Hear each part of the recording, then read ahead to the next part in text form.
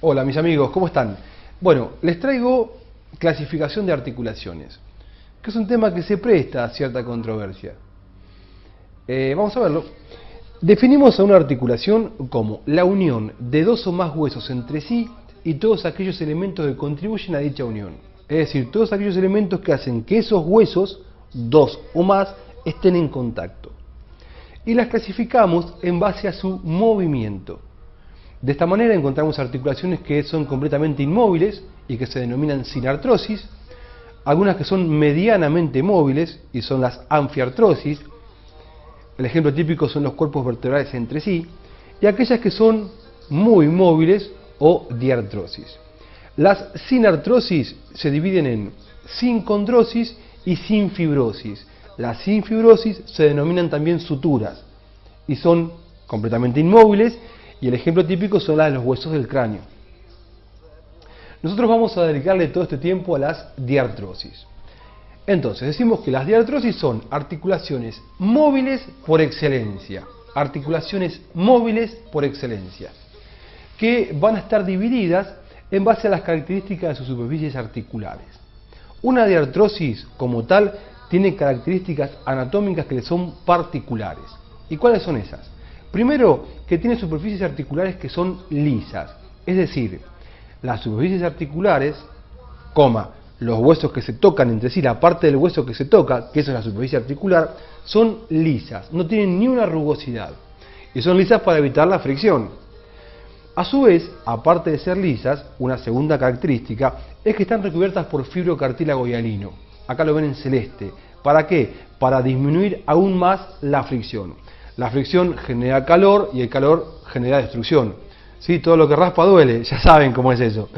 Bueno, una tercera característica es que están cubiertas e impermeabilizadas, cerradas herméticamente por una cápsula articular. No sé si la palabra es impermeabilizada, pero bueno, están cerradas herméticamente por una cápsula articular que se va a insertar en los huesos que se articulan a milímetros de las superficies articulares.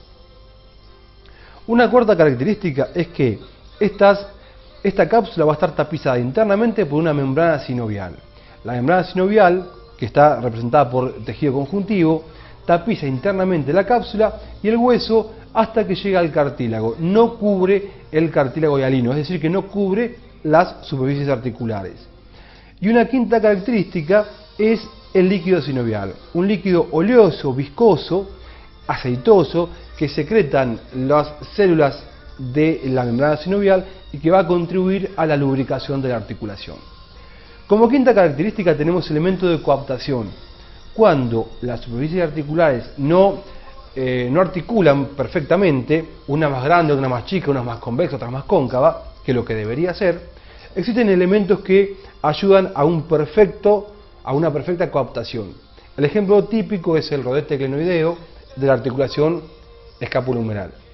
Entonces, los elementos de coaptación pueden ser rodetes, manguitos o meniscos.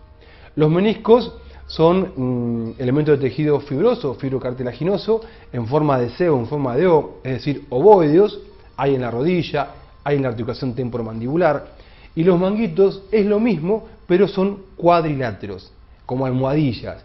El ejemplo típico es la articulación esternocondrocostoclavicular.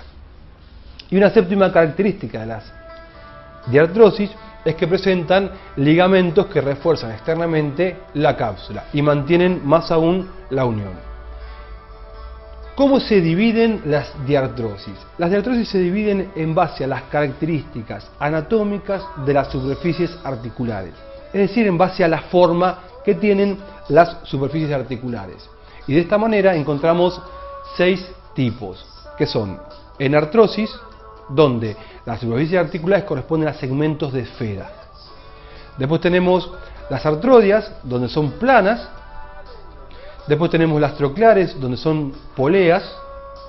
Y vemos que las enartrosis tienen todos los movimientos, es decir, separación y aproximación, flexión y extensión, rotación interna y externa, y la unión de estos 6, que es la circunducción.